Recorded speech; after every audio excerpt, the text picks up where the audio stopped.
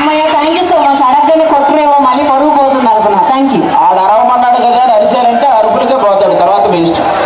కాబట్టి జాగ్రత్తగా మేనేజ్ చేస్తూ ఆది గారు మన రేంజ్ ఏంటో చూశారు కదా మీరు, మా అరుపులు ఏంటో చూశారు కదా.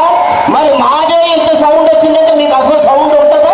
ఉంటుందా? ఏంటో ఒకసారి అనిపించండి చూద్దాం మీ సౌండ్ ఏంటో. మన వాళ్ళందరూ ఒకసారి గట్టిగా వేసుకోండి.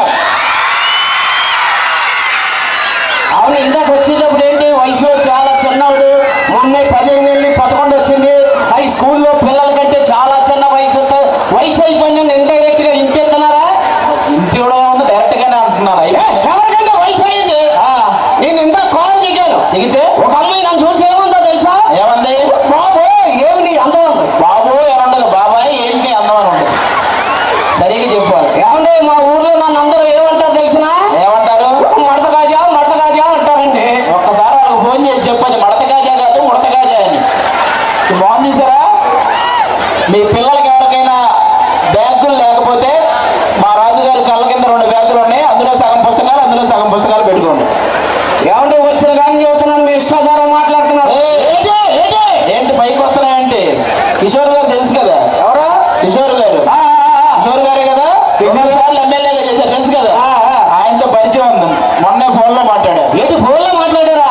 ఏమన్నారు? రాంగ్ నంబర్ పెట్టేయమన్నాడు. ఏమంటారు, నాకేమైనా చుట్టాలంటే ఆయన. సరే కదా, మన టీంలో ఇంకొక నటుడు ఉన్నాడు. మన టీంలోనా? అయ్యో బాబు, మామూలు నటుడు కాదు అసలు. ఇతను సైడ్ అదో అయ్యి బాబాయ్, వాళ్ళు కూడా అదే అంటారు సైడ్. నేను డైలాగ్ చెప్తారనుకో ప్రిపేర్ అయ్యి వచ్చా తెలుసా. డైలాగ్ చెప్తావు నువ్వు? బాబా మరి చెప్పు. ధర్మ పరిరక్షణ దురంధరుండా. ఓహో సకల సూపర్ రా. ఇలా చెప్పాలి డైలాగ్ అంటే. పిల్లలు మళ్ళీ ఇప్పుడు చేస్తావు. చాలు. ధర్మ పరిరక్షణ దురంధరుండా, సకల పాప శిక్షణ దక్షుండా, సుబ్బారావు కొట్లో సున్నుండా. నీ డైలాగ్ లేకుండా నువ్వు వినకుండా ఉండదు. డైలాగ్ అసలు బాగా చెప్పాను కదా. ఏం చెప్పా? నచ్చనట్టుగానే డైలాగ్ చెప్తే పిల్లలు చప్పట్లు కొట్టాలి. డైలాగ్ సరే, వాళ్ళు ఏం చేసినా కొట్టరు కానీ కాదు, తల మీద దెబ్బేంటది అంతా అయిపోయాక కొడుతున్నారు. Thank you. అలా ఉండదు మనతోటి. కాదు, తల మీద దెబ్బేంటది ఇదే. హలో బాబు. ఓకే. హలో ఏంటి తల మీద దెబ్బేంటది? నిన్న మార్కెట్ లో ఆ సుబ్బారావు గారు రాడు తీసుకుని కొట్టేళ్ళే.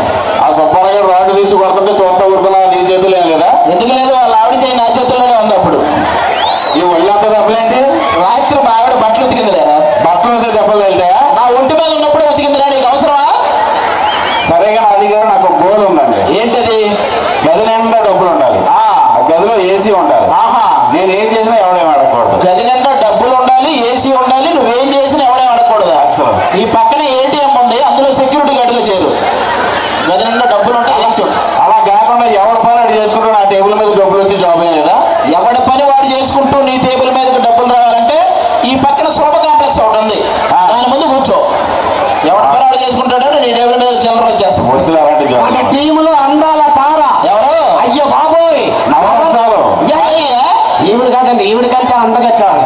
నవరసాలు ఒలికించి పీల్చి అందం. నవరసాలు పండిస్తుందా? దాని ఒంట్లోనే స్ట్రా వేసి ఎవడో రసం అంతా తీసేసినట్టుంది. నవరసాలు పండిస్తుంది. ఏంటండి ఏం మాట్లాడుతున్నారండి? చూడు, ఇప్పుడు నేను ఒక కళ్ళి పిల్ల వస్తుంటే ఇక్కడ శాస్త్ర స్కూల్లో పిల్లలందరూ విజులు వేస్తున్నారా లేదా? కన్నె పిల్ల అప్పారావు బాగా వాడి అరిగిపోయిన సప్పు పిల్లగా ఉంటుంది. ఇది కన్నె పిల్లది. అదే నేను అనుకుంటున్నా. హలో, ఏం మాట్లాడుతున్నారండి? మనం ఉన్నారు కదా చంద్రశేఖర్ గారు, వస్తుంటే చీటీ నా చేతిలో పెట్టారు. అందులో ఏమి రాస్తుందో తెలుసా? చంద్రశేఖర్ గారు నీ మీద చీటీ రాసి ఇసిరేశాడు. ఓపెన్ చేసి చూస్తే ఇది అన్నాడు రాస్తున్నాడు. ఇలియా సరిగ్గా చదువుకోదు, ఏలియన్ అయి ఉంటుంది. మగాళ్ళకి మాట చాలా తెలివిగా మాట్లాడతారండి వీళ్ళు. తెలివిగా మాట్లాడడం అంటే ఇక్కడ ఉన్న మగాళ్ళంతా తెలివైన వాళ్ళే. చూడు ఎంతమంది ఉన్నారు మొత్తం మా బ్యాచ్. అవునా? ఇక్కడ ఆడవాళ్ళు కూడా అంత మించున్నారు. చాలా మంది ఆడవాళ్ళు ఉన్నారు. మరి ఇక్కడ మగవాళ్ళు తెలివైన వాళ్ళు, ఆడవాళ్ళు తెలివైన వాళ్ళు ఇప్పుడే తెలియజేస్తా. అసలు నువ్వు ఆడా మగ అది చెప్పు ఫస్ట్. ఇప్పుడు మనతో రోడ్డు మీద నడుచుకుంటూ వెళ్తున్నాము. ఒక జ్ఞానం ఉన్న మూట, డబ్బు ఉన్న మూట రెండు రోడ్డు మీద పడినాయి. ఓకే, మగాళ్ళు ఏం తీసుకుంటారు? మా మగాళ్ళం అయితే డబ్బున్న మూటే తీసుకుంటాం. అదేనండి. మరి అదే మా ఆడవాళ్ళు అయితే జ్ఞానం ఉన్న మూట తీసుకుంటాం. అవును, ఎవరికేం లేదు అదే తీసుకోవాలి. స్వాతి అడిగిందా? ఇప్పుడు ఫైర్ స్టేషన్లో ఎక్కడ పట్టినా మగాళ్ళే పనిచేస్తారు, ఆడవాళ్ళకి అవకాశం ఎందుకు అని నాకు డౌట్. ఫైర్ స్టేషన్ లో ఆడవాళ్ళు ఎందుకు పనిచేయరు? అదే అదే ఆ డౌట్. మీ ఆడవాళ్ళకి